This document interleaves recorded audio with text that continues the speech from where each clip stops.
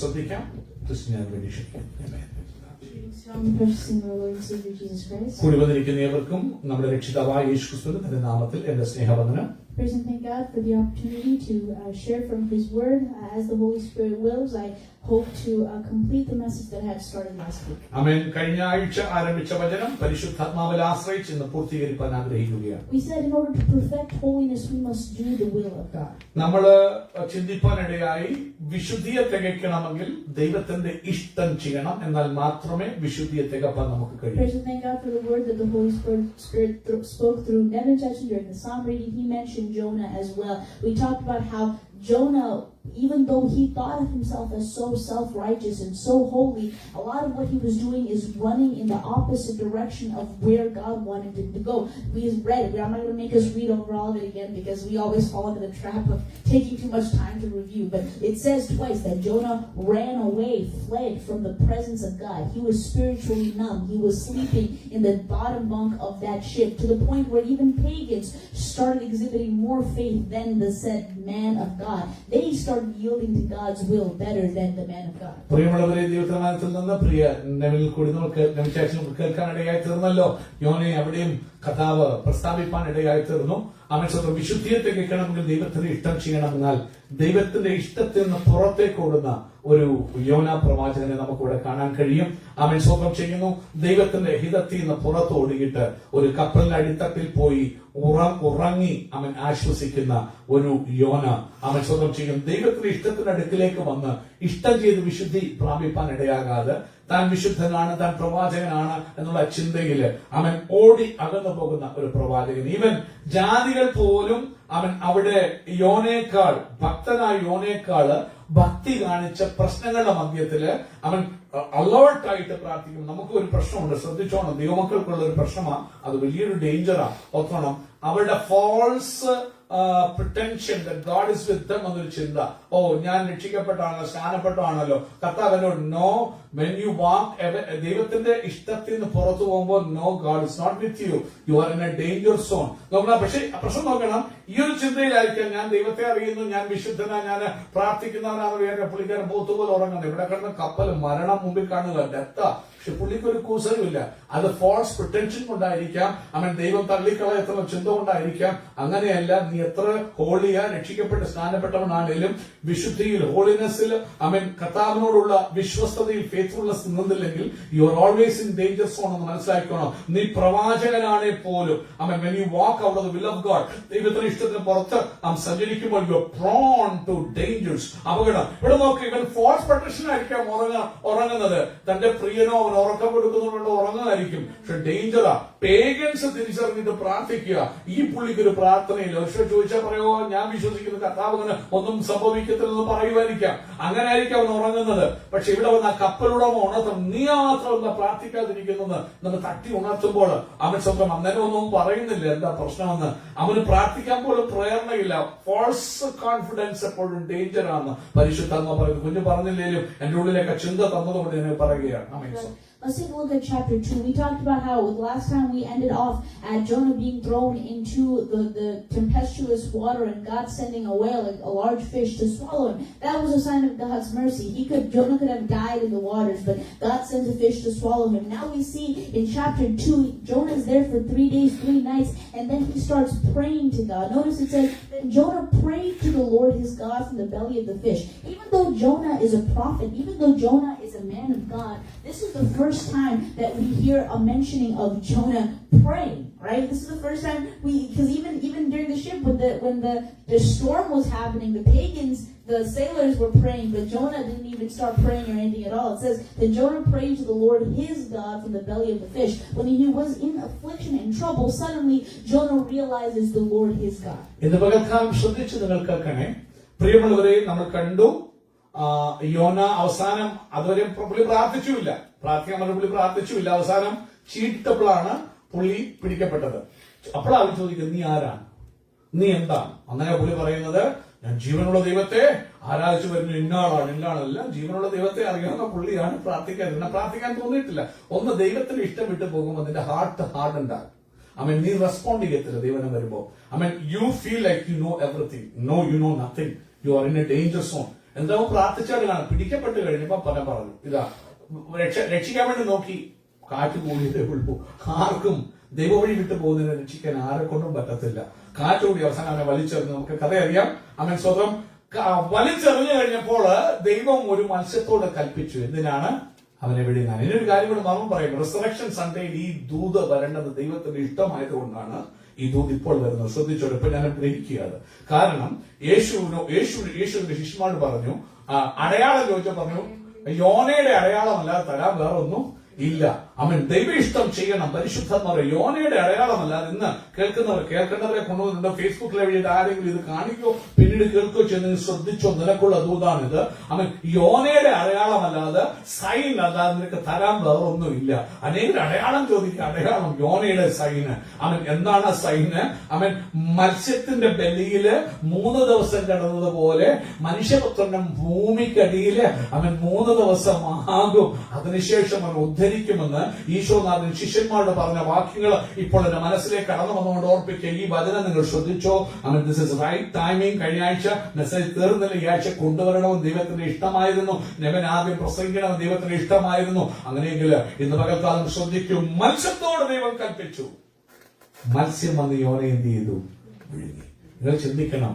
ഒരു acidic indigestion ഉണ്ടാകുമ്പോൾ അറിയാതെ ഒരു എമ്പക്കോലോ തികട്ടി വല്ലോ നിറുകെ വന്നാൽ മുഖന്റെ ദൈവം പ്രാണവേദന എടുക്കുന്ന നമുക്കറിയാം. അങ്ങനെ വന്നു എനിക്കെന്നെ ഉണ്ടായിട്ടുണ്ട്. അവൻ അസിഡിക് ഇത് അവൻ അറിയാതെ മൂക്കിലും ഒക്കെ കയറി ദൈവം എന്തൊരു എരിവ, എന്തൊരു കഷ്ടം. ചിന്തിക്കേ, വലിയ അവൻ സ്വന്തം ചെയ്യുന്നു. വെയിലിന്റെ ഉള്ളിലോട്ട് പോയിട്ട് അതിന്റെ പായിലും അതിന്റെ ജ്യൂസിനകത്തല്ല ഇത് പോയി കിടക്കുക. ആര് പോയി കിടക്കുക? യോന. പക്ഷെ എന്തൊരു അത്ഭുതം, അവിടെയും ചാകുന്നില്ലെന്നുള്ളതാ.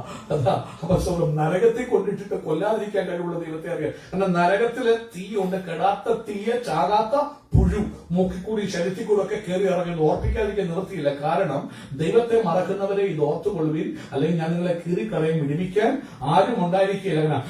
ഹെൽ ഇസ് റിയൽ, അവൻ ഹെവൻ ഇസ് റിയൽ. ഇന്ന് പകൽക്കാലം അവന്റെ ഇഷ്ടം ചെയ്യാത്തവർക്കെയും അത് എത്ര യേശുവിന് വേണ്ടി പ്രവർത്തിച്ചാലും, എത്ര മിറക്കൽ നടത്തിയാലും, ഭൂതങ്ങളെ പുറത്താക്കിയാലും, പ്രവചിച്ചാലും, സ്ട്രീറ്റ് മിനിസ്ട്രി നടത്തിയാലും നിത്യനരകത്തിൽ തന്നെ പോകും.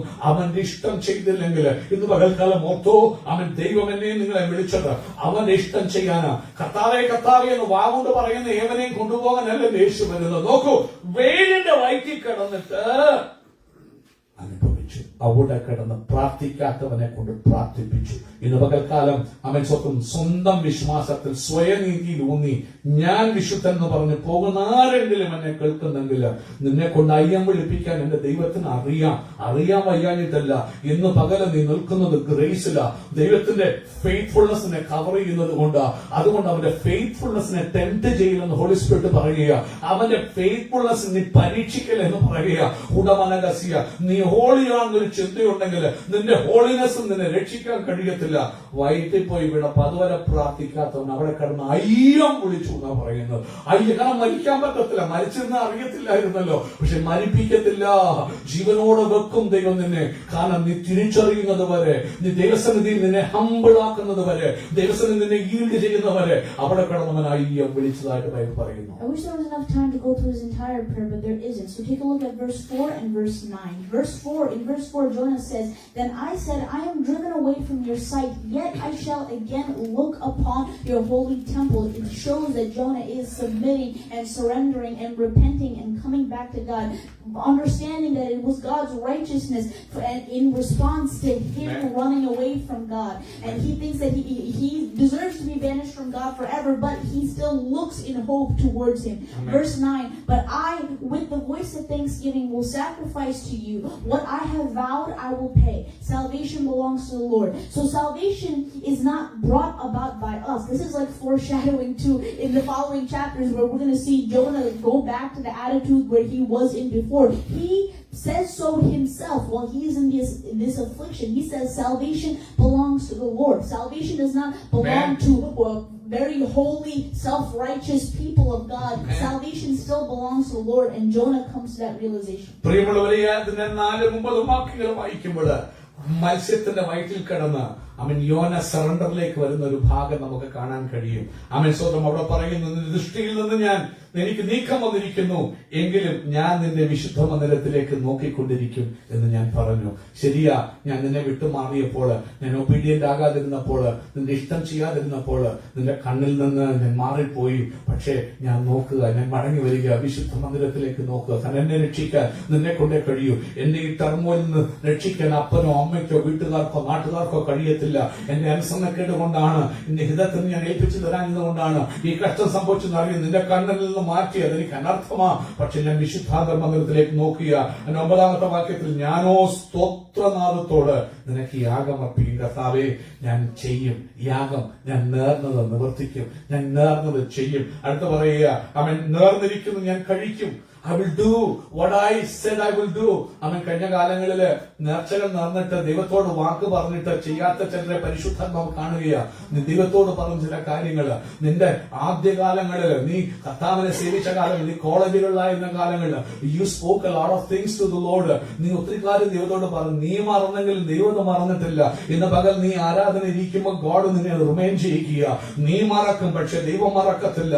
ഇന്ന് പകൽക്കാലം സ്വന്തം യോന പറയുക, കർത്താവേ, ഞാൻ നേർന്നിരിക്കുന്നത് ഞാൻ കഴിക്കും. ഇന്ന് പകലം നേർന്നത് ചെയ്യാത്തത് അവർ ആരെങ്കിലും ഉണ്ടെങ്കിൽ പരിശുദ്ധമ്മ പറയുക, റിപ്പന്റ് ചെയ്ത് മടങ്ങുക, yield back to the Lord. നീ ദൈവത്തോട് എന്ത് പ്രോമിസ് ചെയ്തു, ദൈവമേ അവസ്ഥയ്ക്ക് മാറ്റം വന്നാൽ ഞാൻ ഇത് ചെയ്യും നീ പറഞ്ഞിട്ടുണ്ടെങ്കിൽ, എന്നെ അനുഗ്രഹിച്ചാൽ ഞാൻ ഇത് ചെയ്യുമെന്ന് പറഞ്ഞിട്ടുണ്ടെങ്കിൽ, ഓടിച്ചിട്ട് പറയാ, you have to do it. താമസിക്കല്ലേ.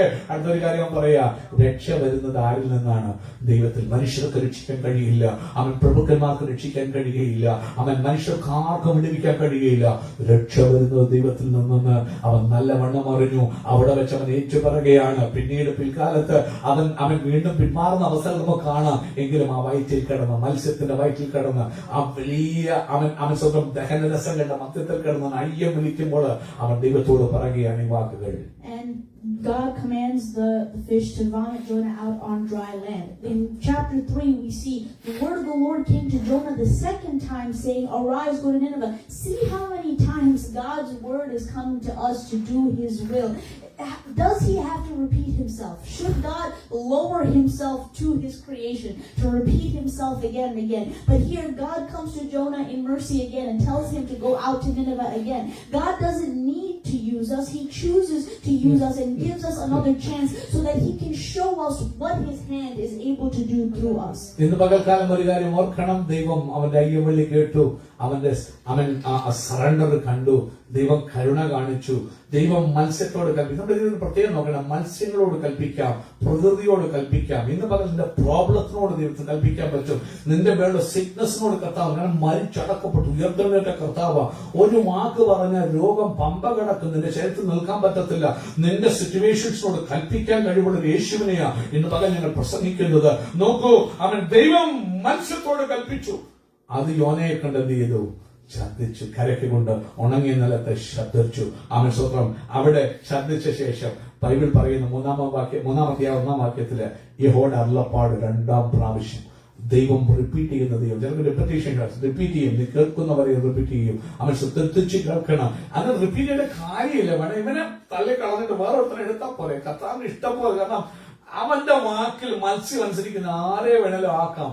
പക്ഷെ ചിലരെ ദൈവത്തിന് ഇഷ്ടമാണ്, നിന്നെ അത്ര ചോയ്സ്. അതുകൊണ്ടാണ് ദൈവം നിന്നോട് റിപ്പീറ്റ് ചെയ്യുന്നത്. നീ പലപ്പോഴും ദൈവസന്നിധിയിൽ നിന്ന് ഓടാൻ ആഗ്രഹിച്ചിട്ടും നിന്നെ വിട്ട് അങ്ങനെ എഴുതി തള്ളിയാൽ മതി, നിലത്തങ്ങ് എഴുതി വെച്ചാൽ മതി, നിത്യമായിട്ട് പൊയ്ക്കോട്ടെ എന്ന് വെച്ചാൽ മതി. പക്ഷെ അങ്ങനെ വിടാതെ വീണ്ടും അവന്റെ സ്നേഹം നിന്റെ പുറകെ വന്ന് സെക്കൻഡ് ചാൻസസ് തരുന്നത് അത് നഷ്ടപ്പെടുത്തി കളയല്ലേ. ദൈവം തരുന്ന സെക്കൻഡ് ഓപ്പർച്യൂണിറ്റീസ് നീ യൂട്ടിലൈസ് ചെയ്യണം, ഒരിക്കലും വേസ്റ്റ് ആക്കല്ലേ. അവൻ വീണ്ടും അടക്കിക്കൊണ്ടു 2-ാം പ്രാവശ്യം. ഗോഡ് റിപ്പീറ്റ് ചെയ്യേണ്ട കാര്യമില്ല, പക്ഷെ repeating because he wants Jonah.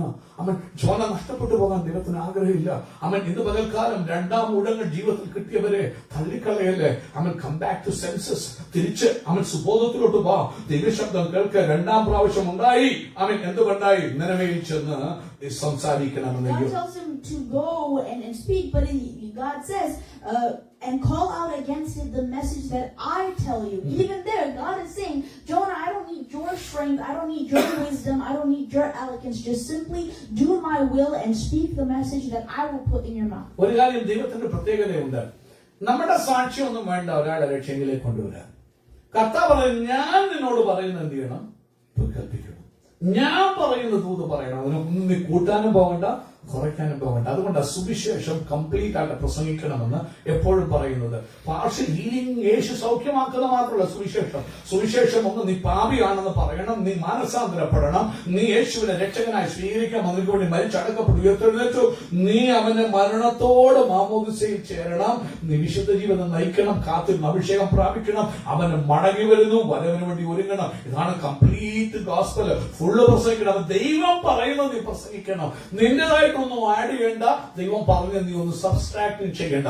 ദൈവത്തിന്റെ ആത്മാവ് ദൈവം ഇതാ യോനോട് പറയുക, ഞാൻ നിന്നോട് പറയുന്നത് അവിടെ ചെയ്യുന്നത് പ്രസംഗം, അതിനോട് പ്രസംഗിക്കുക. I'm working with less than 10 minutes now. I would like to finish up Jonah. I want to focus on like the ladder, how Jonah, the book of Jonah ends, but I would also, God willing, like to connect it to Christ again. The call out to those who are watching, to those who will watch in the future on this day of this resurrection day that the world proclaims as resurrection day and honors as resurrection day. I want to put forth the call to accept Jesus as your Savior, but we need to move on.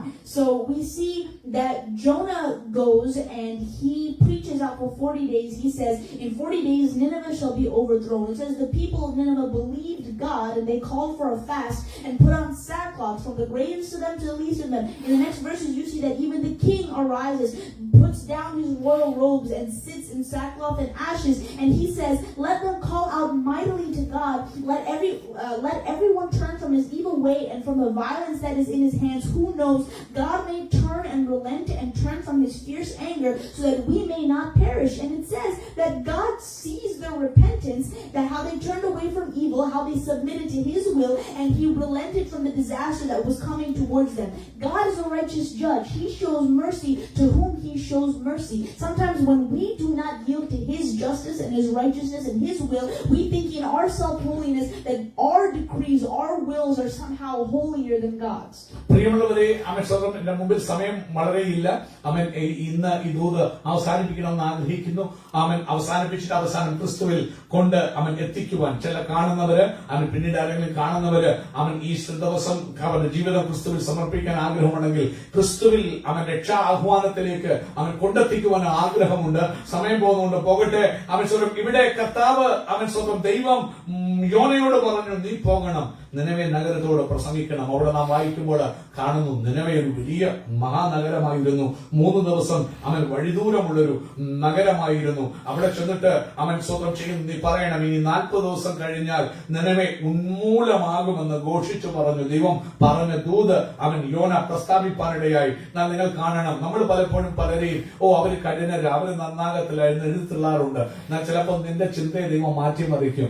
ചിലപ്പോൾ അവര് ആ ശബ്ദത്തിന് yield ജയിക്കാൻ തക്കവണ്ണം അവരുടെ ഹാർട്ടിനെ change ചെയ്യാൻ കഴിവുള്ള ഒരു ദൈവത്തെയാണ് ഞങ്ങൾ പ്രസംഗിക്കുന്നത്. ഇന്ന് പകൽ ഒരുപക്ഷെ നിന്റെ ഭർത്താവായിരിക്കാം, അവൻ ഒരിക്കലും വരുന്ന ശ്രദ്ധിക്കത്തിൽ നീ ചിന്തിക്കുന്നുണ്ടായിരിക്കാം. ഒരുപക്ഷെ എന്റെ ഭാര്യയായിരിക്കാം, അവൾ ഒരിക്കലും ഈൽഡ് ചെയ്യാൻ പോകുന്നത് ചിന്തിക്കുന്നുണ്ടായിരിക്കാം. പക്ഷെ ഇന്ന് പകൽക്കാലം സ്വന്തം യോന അതുപോലെ ചിന്തിക്കുന്ന ഒരു വ്യക്തിയായിരുന്നിരിക്കാൻ അറിയില്ല. പക്ഷെ ഓർത്തോണം, ദൈവത്തിനൊരു വ്യക്തിയെ മാറ്റാൻ സെക്കൻഡ്സ് വേണ്ട. നിന്റെ ഒബീഡിയൻസ് മതി, നിന്റെ അനുസരണം മതി, നീ ഒന്ന് ഈൽഡ് ചെയ്താൽ മതി. ദൈവത്തിന്റെ ഇഷ്ടം ചെയ്യാൻ നിന്നെ ഒന്ന് സമർപ്പിച്ചാൽ മതി. ദൈവം കൽപ്പിക്കേണ്ടവരോട് കൽപ്പിക്കും. യോന മടങ്ങി വന്ന് ദൈവത്തിന്റെ ഇഷ്ടത്തിന് വേണ്ടി അത് വന്നതല്ല, ദൈവം മൂക്കിന് കൊടുത്തിട്ട് കൊണ്ടുവന്നു പറഞ്ഞ പോലെ കൊണ്ടുവന്നു. അവസാനം ഈൽഡ് ചെയ്ത് അവൻ ദൈവത്തിന്റെ ഇഷ്ടം ചെയ്യാൻ ഏൽപ്പിച്ചു കൊടുത്തപ്പോൾ നടന്ന അത്ഭുതം. അവൻ രക്ഷപ്പെടത്തെന്ന് വിചാരിച്ചവര് എന്നിട്ട് അവർ കേട്ടു, ഈ വചനം കേട്ടു. ബൈബിൾ പറയുന്നു, കേട്ടിട്ട് ജനം സ്വന്തം ചെയ്യുന്നു. നിനവേക്കാര് ദൈവത്തിൽ വിശ്വസിച്ചു. നോക്കൂ, ഇതുവരെ വിശ്വസിക്കത്തില്ല, ദുഷ്ടന്മാരാണ്, നിഷ്ഠൂരന്മാരായിരുന്നു എന്ന് എഴുതി തള്ളിയത് അവര് വിശ്വസിച്ചു. ചിലപ്പോൾ നിന്റെ ഭർത്താവ് ഒരിക്കലും ദൈവത്തിന് ഈൽഡ് ചെയ്യുന്ന വ്യക്തി ആയിരിക്കത്തില്ല ഭാര്യയിൽ, പക്ഷെ അവർ വിശ്വസിച്ചു. That is what. നീ അനുസരിക്ക്, നീ ഒബീഡിയന്റ് ആക്, നീ ദൈവത്തിന്റെ ഇഷ്ടം ചെയ്യ്. അവൻ കേൾക്കാത്തവര് ചിലർ കേൾക്കാൻ ദൈവം അവരുടെ ഹൃദയം തുറക്കും. നിനവെ കംപ്ലീറ്റ് ഈൽഡ് ചെയ്തു. എന്നിട്ട് അവിടെ പറയും ഇങ്ങനെയാ, നിനവേക്കാര് സ്വന്തം ചെയ്യുന്നു, എങ്ങും ഘോഷിച്ച് പരസ്യമാക്കി. അവര് പറഞ്ഞു, റൊട്ടിലും വെണ്ണിയിലും ഉപസിരുന്നു.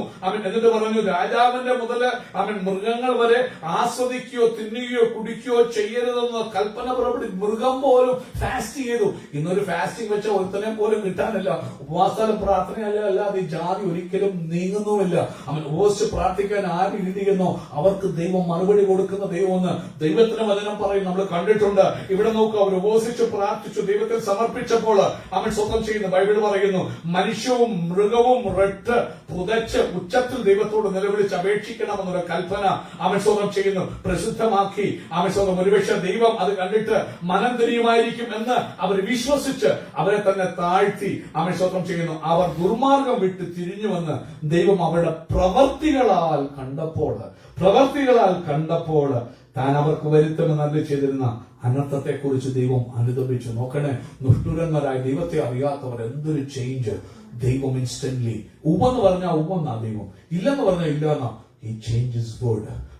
40 days നശിപ്പിക്കുമെന്ന് പറഞ്ഞത് ദൈവം പറഞ്ഞില്ല, നശിപ്പിക്കത്തില്ല. That is the power of God. When you come into His will, അവന്റെ ഇഷ്ടം ചെയ്യുമ്പോൾ നിനക്ക് വരുത്തുമെന്ന് പറയുന്ന അനർത്ഥത്തെ കുറിച്ച് റിപ്പന്റ് ചെയ്യുന്ന പറയുന്ന Bible.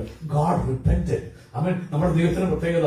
So he repented about that destruction he was planning to bring against that group of people. Okay, I forgot momentarily that I had to go to Bethel today, but we come to chapter 4. So look at the first verse, and this is why I tell you I relate with Jonah so much. All this bitterness, that I can find that in me too. Jonah, it says verse 1, but it displeased Jonah exceedingly, and he was angry. So Jonah's perspective is, I distanced myself from you, God, because I simply couldn't accept your will, God, and it seems your will seems so wrong compared to mine. Even though God is the righteous judge, His will seems so wrong compared to, holy me's will. All right, so he says that's why he's telling God, right? He has the gall, the audacity to tell God, that's why I made haste to flee to Tarshish, for I knew that you are a gracious God and merciful, slow to anger and abounding in steadfast love and relenting from disaster. But here's the thing, he's quoting this steadfast love. Everybody loves the mercy of God when it's extended to us in our unworthiness, but not to others. Jonah was unworthy of this steadfast love. He was in the belly of the whale. But when this steadfast love was extended to him, he was quick to receive it and praise God for it. But when he sees this steadfast love being extended to these unworthy Ninevites, he starts blowing a gasket. He can't believe it. പ്രിയമുള്ളവരെ, അവൻ സ്വന്തം ചെയ്യുന്നു. 4-ാം അധ്യായത്തിലേക്ക് പോകിയ സമയം പറഞ്ഞു പോകുന്ന അറിയാതെ വീണ്ടും ഞാൻ മുമ്പോട്ട് പോകുന്നു. 4-ാം അധ്യായത്തിലേക്ക് പോകുമ്പോൾ അതിന്റെ ആരംഭത്തിലെ വാക്യത്തിൽ, കാരണം നിനവൈറ്റ്സ് റിപ്പൈൻഡ് ചെയ്തു, ദൈവം റിപ്പന്റ് ചെയ്തു, ഇനി അവൻ വരുത്തത്തില്ല, അവർക്ക് അനർത്ഥം വരുത്തത്തില്ല. ഇത് യോനയ്ക്ക് ഒട്ടും ഇഷ്ടപ്പെട്ടില്ല. അറിയാതെ ഞാൻ എന്നെ തന്നെ യോനയുടെ ഇഷ്ടത്തിൽ കണ്ടുപോവുകയാണ്. കാരണം പലപ്പോഴും ദൈവം മറ്റുള്ളവരോട് ഗ്രേഷ്യസ് ആയിട്ട് ദൈവയിഷ്ടം ചെയ്യാതെ ജീവിക്കുന്നവരൊക്കെ സ്വന്തം അനുഗ്രഹം പ്രാപിക്കുമ്പോൾ പല കാര്യങ്ങള് സ്വന്തം അവരൊന്നും ചെയ്യേണ്ട പോലെ ചെയ്യുന്നില്ല, പക്ഷെ അവരുടെ കാര്യങ്ങളെല്ലാം സാധിക്കുന്നു കാണുമ്പോൾ അറിയാതെ ഉണ്ടാകുന്ന ഒരു ദേഷ്യവും ആ കോപവും എന്നിൽ ഉണ്ടാകുന്ന ഞാൻ അറിയാതെ യോനയിൽ കണ്ടുപോവുകയാണ്. ഞാൻ എന്നെ യോനയിൽ തന്നെ കാണുകയാണ്. പലപ്പോഴും അവിടെ യോനയ്ക്ക് വളരെ അനിഷ്ടമായി. ദൈവം നിനവക്കാരോട് ക്ഷമിച്ചത് ഒട്ടുമേ ഇഷ്ടപ്പെട്ടില്ല. Please take my life from me, for it is, he's suicidal now. He says, please take my life from me, for it's better for me to die than to live here. And then God says, do you do well to be angry? God says, why are you so mad? God is speaking to Jonah directly in his irrational anger. നോക്കണം, ഈ പ്രവാചകനായ ദൈവത്തിന്റെ ദൂതറിയിച്ച ആൾക്കാരെ രൂപാന്തരപ്പെടുത്തുന്ന പ്രവാചകന് ഭയങ്കരമായി ക്ഷോഭമാ, ദേഷ്യമാ. നോക്കണം, ഈ യോനയ്ക്ക് 2ാം chance കിട്ടിയാന്ന് ഓർത്തോണം. ദൈവത്തിന് ഇഷ്ടം ചെയ്യാതെ ഓടിപ്പോയിടത്ത് മത്സ്യത്തിന്റെ വയറ്റിൽ ഈ മീന്റെ വയറ്റിനകത്ത് കിടന്ന് ദഹിച്ച് ആ ആസിഡിക് ഫ്ലൂഡ് എല്ലാം കൂടെ വന്ന് അവന്റെ ബോഡി എല്ലാം റോട്ടനായി സ്വന്തം വൈറ്റമിനായിട്ട് ഈ വെയിലിന്റെ ഉള്ളിൽ പോയതിന് പകരം ദൈവം അവനെ സൂക്ഷിച്ച് സെക്കൻഡ് ഓപ്പർച്യൂണിറ്റി കൊടുത്തതാ. എന്നാൽ നിനവക്കാരോട് ദൈവം ക്ഷമിക്കുന്ന കണ്ടിട്ട് അവനങ്ങോട്ട് ക്ഷമിക്കാനോ പൊറുക്കാനോ ഒന്നും പറ്റുന്നില്ല. ഇതേപോലെ നമുക്കൊക്കെയും സംഭവിക്കാം. ഞാൻ ചില ഉദാഹരണങ്ങൾ പറയാം. ഉദാഹരണത്തിന് ചിന്തിക്കുക, സ്വന്തം ചെയ്യുന്ന ഷാജി രക്ഷിക്കപ്പെട്ടിട്ടില്ല, കൃപയിലേക്ക് വന്നിട്ടില്ല. കർത്താവ് ഈട് ചെയ്തു, പുള്ളിയും കൊണ്ട് വരുമ്പോൾ കൃപാവരങ്ങളും ശുശ്രൂഷകളും കൊടുക്കുക. പഴയതുപോലെ ഷീനോക്സിസ്, ഞാൻ ഉദാഹരണങ്ങൾ റെസ്പോണ്ട് ഇടുക, ശ്രദ്ധിക്കുന്നില്ലെന്ന് കാണുമ്പോൾ ഷീനോക്സിസ് ചില സമയത്ത് ദേഷ്യം വന്നു വരാം, കോപം വന്നു വരാം. അതേപോലെ എങ്ങനെയും സംഭവിക്കാം, ജിൻസിയുടെ കേസിൽ സംഭവിക്കാം. എന്റെ ദൈവത്തിന് ഒരു വ്യക്തിയെ മാറ്റാൻ ഇറ്റ് ഡസന്റ് ടേക്ക് ടൈം. നിമിഷ നേരങ്ങൾക്ക് മാറ്റാം. പക്ഷെ ഈ യോനയ്ക്ക് പ്രശ്നം അവൻ തന്നോട് ക്ഷമിച്ച ദൈവത്തെ കാണാൻ പറ്റാതെ അവൻ ആങ്കർ. എന്തിനാണ് അവരോട് ക്ഷമിച്ചത്? ഞാൻ എന്നെ കൊണ്ട് പോയി പ്രസംഗിപ്പിച്ച പോലെ അല്ലല്ലോ കാര്യങ്ങൾ നടന്നത്. അതിന് ആങ്കർ ആയിട്ടുണ്ട്. ദൈവം ചോദിക്കുക, നീ കോപിക്കുന്ന വിഹിതമാണോ? ആ വിഹിതമാണ്. അവൻ We're getting there. When God says, do you do well to be angry? Jonah probably, that made him even madder. That God was questioning his anger. He's saying it's better to die than give up my will, my self-righteousness, my self-image, my holiness. And it says that Jonah went up to the east of the city on top of a high hill, and he sat down with his legs crossed to see Sodom and Gomorrah part 2 come on Nineveh. Even though he knew that God relented from his anger, he was like, what if they still get destroyed? That's what I'm waiting for. പ്രിയമുള്ളവരെ ശ്രദ്ധിക്കണേ, യോനയുടെ സ്വഭാവം നമ്മുടെ എല്ലാം നേച്ചറോടെ കാണാൻ പറ്റും. നമ്മുടെ കൊച്ചു പിള്ളേരുടെ കൂട്ടുള്ള സ്വഭാവം ദൈവത്തോട് കോപിക്ക് അതെ വിഹിതമാണെന്ന് പറഞ്ഞ് പടങ്ങുന്ന അവൻ എന്നെ അങ്ങ് കൊല്ല്, നമ്മൾ സൂയിസൈഡ് തോട്ടിലേക്ക് പോകുക. ഒരു ആത്മീയന്, ഒരു ശിശുര രക്ഷ ദൈവത്തിൽ നിന്ന് വരുന്നു എന്ന് വിശ്വസിച്ചവന് അവൻ നമ്മൾക്കെല്ലാം പറ്റുന്ന വിശ്വാസികൾക്ക് കൂടുതൽ പറ്റുന്ന ഒരു കാര്യമാണ് മറ്റുള്ളവരെ കമ്പയർ ചെയ്ത്. നമ്മൾ 73-ാം സംഘം ദുഷ്ടന്മാരുടെ സൗഖ്യം കണ്ട് എനിക്ക് അഹങ്കാരികളോട് അസൂയ തോന്നിയെന്ന് പറയുന്ന അതൊരു വല്ലാത്തൊരു സിറ്റുവേഷൻ ആയിട്ടോ. ദൈവമക്കൾ പോയി പതിക്കുന്ന ഒരു ഇടമാ. അങ്ങനെ ആകല്ലേ. ഗ്രേഷ്യസ് ആയിട്ടുള്ള ഗോഡിനെ കാണാം, ക്ഷമിക്കുന്ന ദൈവത്തെ കാണാം. എന്നോട് ക്ഷമിച്ചില്ലേ, അവരോട് ക്ഷമിക്കാൻ മനസ്സുണ്ടാകണമെന്ന് അവൻ വിശ്വസിക്കുന്നത്. എന്നിട്ട് ഇത്രയും ദൈവത്തിന്റെ അറിഞ്ഞിട്ട് ഈ പുള്ളിക്കാൻ എന്ത് ചെയ്യാന്നറിയാമോ? പോയി ഒരു ഉയർന്ന സ്ഥലത്ത് നിന്നിട്ട് അവിടെ പോയി നിന്നിട്ട് നോക്കുക, നിലവിലോട്ട് തീ ഇറങ്ങുന്ന കാണാൻ. കാരണം ഞാൻ പറഞ്ഞതുപോലെ പാസ്റ്റർമാർക്ക് പറ്റുന്ന കുഴപ്പം ഇപ്പൊ ഞാൻ പറഞ്ഞ പോലെ നടക്കും, അതുപോലെ നടക്കാതെ പുള്ളിക്കാരടാ ആവശ്യം അവരനുസരിച്ചില്ല, എന്നിട്ട് എന്റെ വാക്കുപോലെ ദൈവം ചെയ്തില്ല എന്ന് പറഞ്ഞ് കയ്പ് വരുന്ന അവസ്ഥകൾ പാസ്റ്റർമാർക്ക് ഉണ്ടാകാറുണ്ട്. പാസ്റ്റർമാർക്കുള്ള ഒരു വലിയ ദൂത അറിയിപ്പാകം എന്ന് പകൽക്കാലം ശ്രദ്ധിക്കണേ. ദൈവത്തിന്റെ ഇഷ്ടം എന്താന്ന് പറഞ്ഞ് അതിനകത്ത് നീ ജീവിച്ചില്ലെങ്കിൽ നീ എത്ര വലിയ പാസ്റ്ററാണെങ്കിലും പ്രവാചകനാണെങ്കിലും പ്രയോജനമില്ല. നോക്ക്, ഈ രക്ഷ ദൈവത്തിൽ നിന്ന് വരുന്നു എന്നറിഞ്ഞ് ദൈവത്തിന്റെ ദൂത് കേട്ട ഈ പ്രവാചകൻ ഉയർന്ന സ്ഥലത്ത് പോയിട്ട് ഇങ്ങനെ നോക്കി നിൽക്കുക. തീ പുറങ്ങും, കൗണ്ട് ചെയ്യുക, കരണ്ട് നോക്കുക, 40 തീ ഇറങ്ങുമോ? ഓൾറെഡി ദൈവത്തിന് ഇഷ്ടം അറിഞ്ഞതാ. This all be fallen. ഈ വചനങ്ങളിലെ റിയൽ ആകണം നമ്മുടെ ജീവിതത്തിൽ. കർത്താവേ തിരിച്ചറിവിലേക്ക് വരുവാൻ എന്നെ സഹായിക്കണേ എന്ന് ജീവിതത്തിൽ പ്രാർത്ഥിക്കണം. So there's a whole thing that happens in between this. He's waiting. It's really the sun is very hot. It's shining, and Jonah falls asleep, and it's very hot. And God makes a tree grow, like instantaneously, a tree grow and give him shade. And Jonah's really happy that he has shade. And then God sends a worm, like just swarms a worm to come in and eat down the tree. There's no more shade anymore. So Jonah wakes up angry again, and at the drop of a hat, he's like, it's better for me to die than to live over this plant now. He's getting ready to be suicidal over every single inconvenience now. And God, what a God. God shows so much patience to the babblings of Jonah. God says, do you do well to be angry for the plant? He says, yes, I do well to be angry enough to die, right?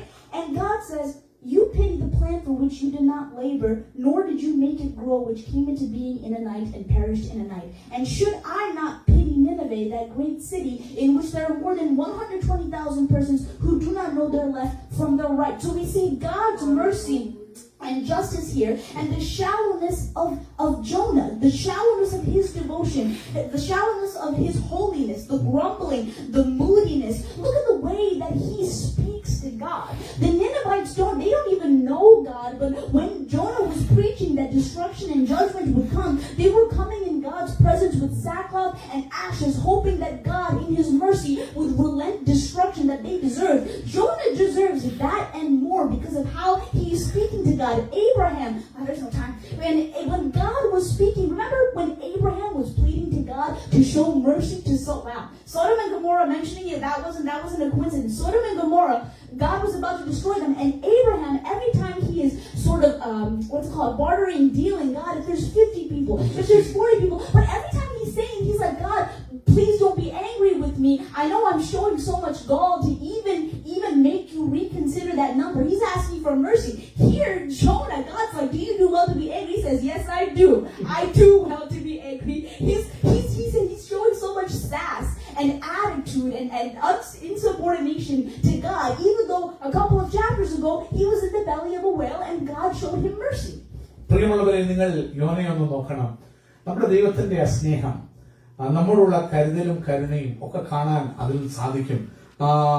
യോന ഇങ്ങനെ ദൈവത്തോട് ഇടറിയിട്ട് അവൻ ഒരിടത്ത് പോയി ഇങ്ങനെ നോക്കി നിനവയുടെ നാശം കാണാനായിട്ട് നോക്കി പാർക്കുമ്പോൾ നല്ല വെയിലുള്ള സ്ഥലമാണ്.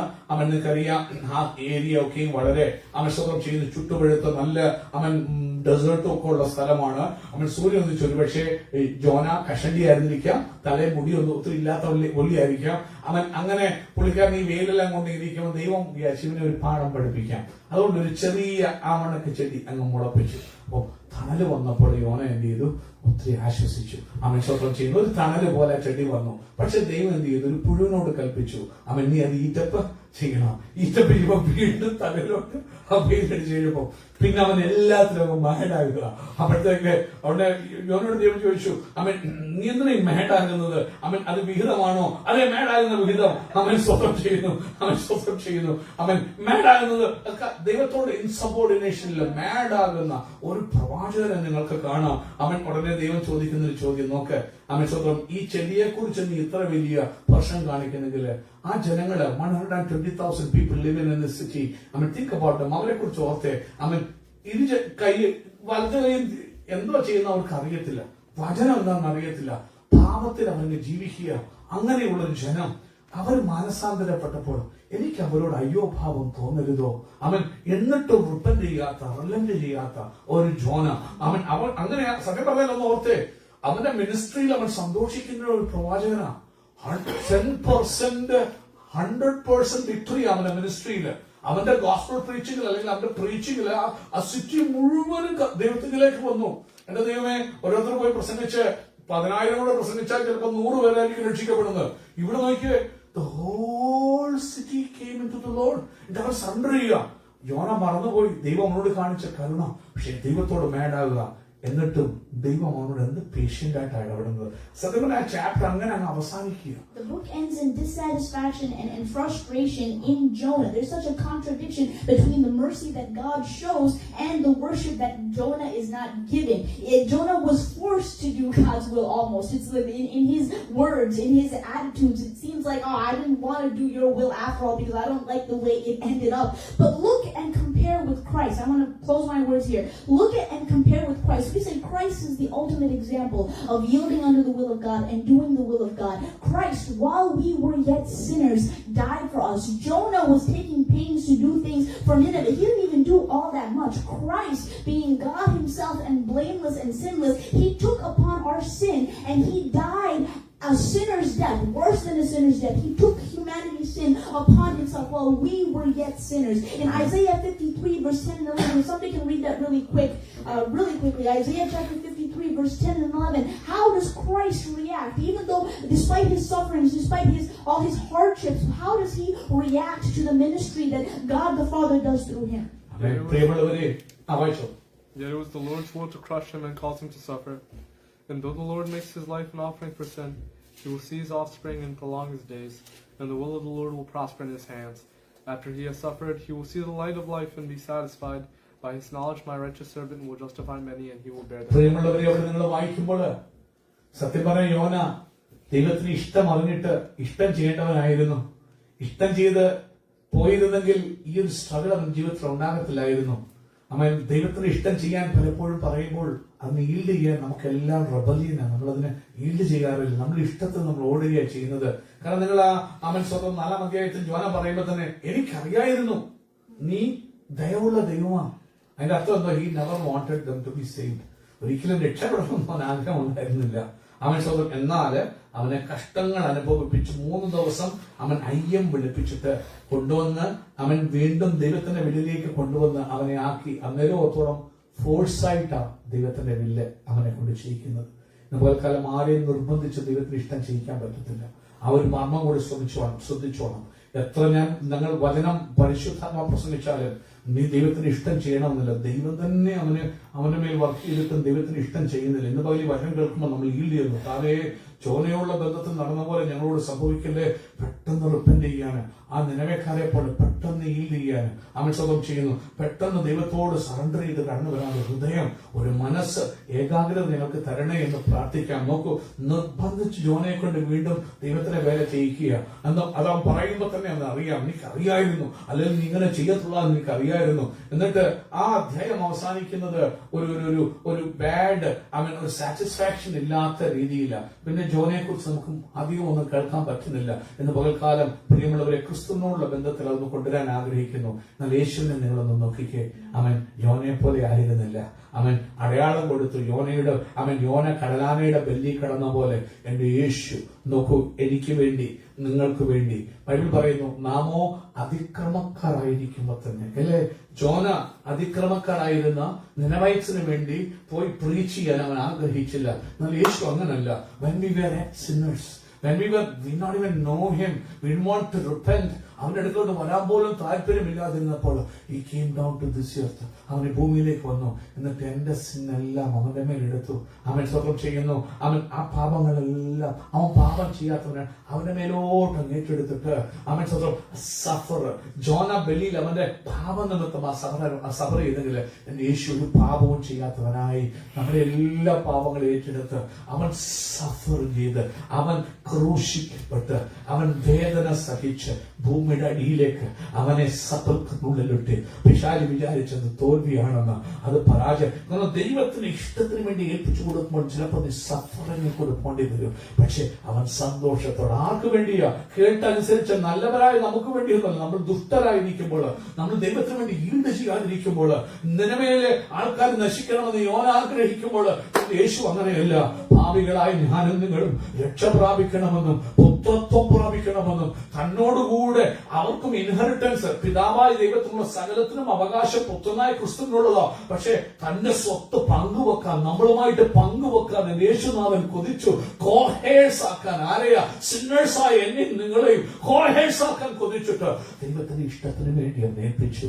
യോന കടലാനയുടെ വയറ്റിൽ 3 ദിവസം കിടന്നതുപോലെ എനിക്ക് വേണ്ടി പാപങ്ങൾ ഏറ്റെടുത്ത് കഷ്ടം സഹിച്ച് വേദന ഇഞ്ചിഞ്ചായി സഹിച്ച് ആ ചങ്ങലെ അവസാന തുണി രക്തം വരെ മുറ്റിത്തന്ന് എനിക്ക് വേണ്ടി അവൻ മരിച്ചു.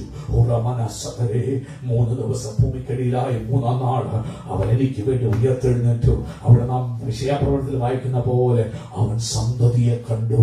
ഈ ജനറേഷൻ ഇന്ന് പകൽ ആരാധിക്കുന്ന നിന്നെയും എന്നെയും എന്റെ യേശുനാഥൻ കണ്ടു. അവൻ സന്തതിയെ കണ്ടു. അവൻ ദീർഘായുസ് പ്രാപിച്ചു. മരണത്തിൽ അവനെ പിടിച്ചു വെക്കാൻ പറ്റിയില്ല. 3-ാം നാൾ റോമൻ എംപീരിയൽ മുദ്രയെ തകർത്തുകൊണ്ട് അവൻ ഉയർത്തെഴുന്നേറ്റു. അവൻ നമ്മെ, അവന്റെ ജനറേഷൻസ് ആയി നമ്മെ പ്രസംഗിക്കുന്ന നെവിനെ അവൻ കണ്ടു. ഹല്ലേലൂയ. ഇനിയും പ്രസംഗിക്കാൻ പോകുന്ന എത്ര പേരെ നേടാൻ പോകുന്ന ശുശ്രൂഷയിൽ കൂടി അവൻ സ്വന്തം ഇനി അനേകരെ ഹീൽ ചെയ്യാൻ പോകുന്ന ഷീനെ കർത്താവ് കണ്ടു. അവൻ ഷാജിബറിനെ കർത്താവ് കണ്ടു. ജിൻസിയെ കർത്താവ് കണ്ടു. അവൻ സ്വന്തം ചെയ്യുന്നു. ഹല്ലേലൂയ. ഡോക്ടറുടെ കുടുംബത്തെ ദൈവം കണ്ടു. എന്നെ കണ്ടു. അവൻ എല്ലാം കണ്ടുകൊണ്ട് അവൻ കഷ്ടങ്ങൾ സഹിച്ചു. മരണത്തിൽ പിടിച്ചു വെക്കാൻ ദൈവം ഇടയാക്കിയില്ല. അവൻ 3-ാം നാൾ മരണത്തെ തകർത്തുയർത്തെഴുന്നേറ്റു.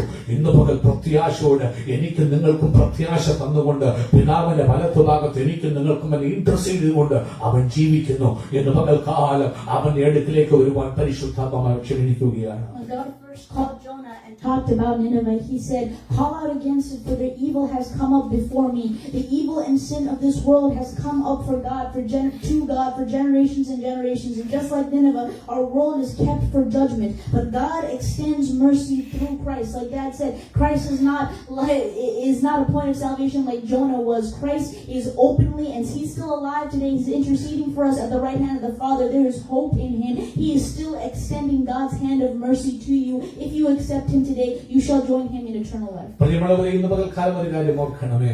പുത്രനായ യേശുനാഥനും ഈ ഭൂമിയിലേക്ക് തന്റെ ഇഷ്ടം ചെയ്തുകൊണ്ട് കടന്നു വരിക മാത്രമല്ല, അവൻ സകല ലോകത്തിന്റെ പാപത്തിന് വേണ്ടിയും അവൻ മറുവിലയായി തീർന്നു. അവൻ അടക്കപ്പെട്ട് ഉയർത്തെഴുന്നേറ്റ് പിതാവിന്റെ വലത്ത് ഭാഗത്ത് ഈ ലോകത്തിന് പ്രത്യാശ തന്നുകൊണ്ട് ജീവിക്കുന്നു. ഈ ലോകം മുഴുവൻ തങ്കിലേക്ക് വരുവാൻ. യോനയുടെ കഥ നിരാശയിൽ അവസാനിക്കുമ്പോൾ യേശുവിന്റെ കഥ നിരാശയിലല്ല അവസാനിക്കുന്നത്. അത് പ്രത്യാശയിലാണ്. അത് ഈസ്റ്റർ റിസറക്ഷൻ സൺഡേയിലാണ് അവസാനിക്കുന്നത്. അത് പിതാവിന്റെ വലത്ത് ഭാഗത്ത് ഇന്നും ജീവിക്കുന്ന പുത്രത്വമായിട്ടാണ് അവസാനിക്കുന്നത്. ഇന്നും പാപികളെ രൂപാന്തരപ്പെടുത്തുന്ന യേശുവിലെ പ്രത്യാശയായിട്ടാണ് അവസാനിക്കുന്നത്. ഇനിയും എത്രയും താമസമില്ല മടങ്ങി വരാൻ പോകുന്ന പ്രത്യാശയായിട്ടാണ് അത് അവസാനിക്കുന്നത്. അവൻ നിങ്ങളുടെ ഹൃദയം കലങ്ങി പോകരുത്. ദൈവത്തിൽ വിശ്വസിപ്പിൻ, എന്നിലും വിശ്വസിപ്പിൻ. എന്റെ പിതാവിന്റെ ഭവനത്തിന് അനേക വാസസ്ഥലങ്ങളുണ്ടെങ്കിൽ ഞങ്ങളോട് പറയുമായിരുന്നു, ഞാൻ ആ സ്ഥലം ഒരുക്കിയാൽ മടങ്ങും, നിങ്ങളും ഞാൻ ഇരിക്കുന്നിടത്ത് ഇരിക്കേണ്ടതിന് വേഗത്തിൽ വന്ന് എന്റെ അടുക്കൽ ചേർത്തുകൊള്ളുമെന്ന് പറഞ്ഞ പറഞ്ഞ ഹോപ്പിലാണ് അത് അവസാനിക്കുന്നത്. ഇന്ന് പകൽക്കാലം ക്രിസ്ത്യൻ ഫെയ്ത്ത് എന്ന് പറഞ്ഞ ഹോപ്പ്ലെസ്നെസ് അല്ല, അത് ഹോപ്പാണ്. എത്ര വലിയ ട്രാജിക് ഇവന്റ്സ് ജീവിതത്തിൽ വന്നാലും അത് ഹോപ്പാണ്. എത്ര വലിയ ബിറ്റർ സിറ്റുവേഷൻ ജീവിതത്തിൽ വന്നാലും അത് ഹോപ്പാണ്. എത്ര വലിയ ഫെയിലിയേഴ്സ് ജീവിതത്തിൽ വന്നാലും അത് ഹോപ്പാണ്. എത്ര വലിയ റിജക്ഷൻ ജീവിതത്തിൽ വന്നാലും അത് ഹോപ്പാണ്. അടക്കപ്പെട്ട് ഉയർത്തെഴുന്നേറ്റ് റിസറക്റ്റഡ് ക്രൈസ്റ്റ് ഈ ലോകത്തിന്റെ ഹോപ്പാണ്. അങ്ങനെയെങ്കിൽ ഇന്ന് പകൽക്കാലം ഈ സുവിശേഷം പ്രസംഗിപ്പാൻ ദൈവം എന്നെ നിങ്ങളെ വിളിക്കുക. ഇതുവരെ ഹോപ്പില്ലാത്ത ആരെങ്കിലും കേൾക്കുന്നെങ്കിൽ ഈ ഹോപ്പിലേക്ക് വരാൻ പരിശുദ്ധാത്മാവ് സഭയിൽ നിങ്ങളെ വിളിക്കുക. കടന്നുവാ. ക്രിസ്തുവിൽ ഉയർപ്പുണ്ട്, ക്രിസ്തുവിൽ ഹോപ്പുണ്ട്, ക്രിസ്തുവിൽ നിന്ന് റിജക്ഷൻസ് മാറും. അവനാണ് കോർണർ സ്റ്റോൺ. ക്രിസ്തുവിൽ നിനക്ക് അടിസ്ഥാനമുണ്ട്, ക്രിസ്തുവിൽ നിനക്ക് ആശ്രയമുണ്ട്, ക്രിസ്തുവിൽ നിനക്ക് സ്നേഹമുണ്ട്, ക്രിസ്തുവിൽ നിന്നെ ഒറ്റപ്പെടുത്താത്ത, നിന്റെ കൂടെ നടക്കുന്ന, നിന്റെ ഭയമകറ്റുന്ന ഒരു നല്ല അത്താണിയുണ്ട്. ഇന്ന് പകൽക്കാലമായി യേശുവിലേക്ക് നിങ്ങളെ ഹാർദമായി സ്വാഗതം ചെയ്യുന്ന ഇത്രയും താമസമില്ല. യേശു മടങ്ങി വരും. അവനെ എതിരേൽപ്പാൻ നീ ഒരുങ്ങിയിട്ടുണ്ടോ? ഇല്ലെങ്കിൽ ഇതാകുന്നു സുപ്രസാദകാലം, ഇതാകുന്നു രക്ഷാ ദിവസം. ഇന്ന് പകല് യേശുവിന് ഹൃദയം കൊടുക്ക്. ഇന്ന് പറ, ഞാൻ പാപിയാ കർത്താവേ, എന്റെ ഹൃദയത്തിലേക്ക് വാ. അങ്ങ് മരിച്ചടക്കപ്പെട്ടു ഉയർത്തെഴുന്നേറ്റു എന്ന് ഞാൻ വിശ്വസിക്കുന്നു. എന്റെ പാപങ്ങളെ ഏറ്റെടുത്ത് മരിച്ചടക്കപ്പെട്ടു ഉയർത്തെഴുന്നേറ്റെന്ന് വിശ്വസിക്കുന്നു. ഇന്ന് മുതൽ നിന്നെ മകനായി ജീവിപ്പാൻ ആഗ്രഹിക്കുന്നു, മകളായി ജീവിപ്പാൻ ആഗ്രഹിക്കുന്നുവെന്ന് ഹൃദയത്തിൽ നിന്ന് പറയുമോ? ഇന്ന് നീ അവനെ ഏറ്റെടുക്കുമോ? അവന്റെ മരണത്തോടും പുനരുദ്ധാനത്തോടും ചേരാൻ നീ മാമോദിസ ഏൽക്കാൻ തീരുമാനിക്കുമോ? രക്ഷിക്കപ്പെട്ടവർക്കാണ് മാമോദിസ. യേശുവിനെ രക്ഷകനായി സ്വീകരിച്ചവർക്കാണ് മാമോദിസ. ആ മാമോദിസ എന്ന് പറഞ്ഞാൽ അവന്റെ മരണത്തോടും പുനരുദ്ധാനത്തോടും ചേർന്നാണ് മാമോദിസ. പാപത്തിന്റെ ശമ്പളം അവൻ നിന്റെ മേൽ വന്നുവന്ന് കണക്കാക്കപ്പെടുന്നതാണ് മാമോദിസ. ക്രിസ്തുവിൽ നീതീകരിക്കപ്പെടുന്നതാണ് മാമോദിസ. ഇന്ന് പകൽക്കാലം വിശ്വസിച്ച് മാമോദിസ കിട്ടില്ലെങ്കിൽ ഇതാകുന്നു സുപ്രസാദകാലം, ഇതാകുന്നു രക്ഷാ ദിവസം. ഇന്ന് പകൽ നീ നിന്റെ ജീവിതത്തെ സമർപ്പിക്കുമോ? രക്ഷിക്കപ്പെട്ട് സ്നാനമേറ്റ് ഏൽക്കാൻ വേണ്ടി നിന്നെ തന്നെ ഏൽപ്പിച്ചു കൊടുക്കുമോ? അതുകൊണ്ട് നിർത്തരുതേ. വിശുദ്ധ ജീവിതം നയിച്ച് അവന്റെ വേല തികച്ച് അവൻ വിശുദ്ധന്മാരുടെ അല്ലെങ്കിൽ അപ്പസ്തോലന്മാരുടെ ഉപദേശം കൈക്കൊണ്ട് വേർപെട്ട ആത്മാവിലും സത്യത്തിലും ആരാധിച്ച് അവൻ അനേകരെ ക്രിസ്തുവിനെ നേടി അഭിഷേകം പ്രാപിച്ച് വിശുദ്ധിയെ തികച്ച് അവന്റെ വില വേണ്ടി ഒരുങ്ങാൻ നമുക്ക് ഏൽപ്പിച്ചു കൊടുക്കാം. ഈ വചനങ്ങളാൽ ദൈവമായ കർത്താവ് നമ്മെ അനുഗ്രഹിക്കുമാറാകട്ടെ. കരമടിച്ച് കർത്താവ് സ്തോത്രം ചെയ്താട്ടെ. Hallelujah, hallelujah.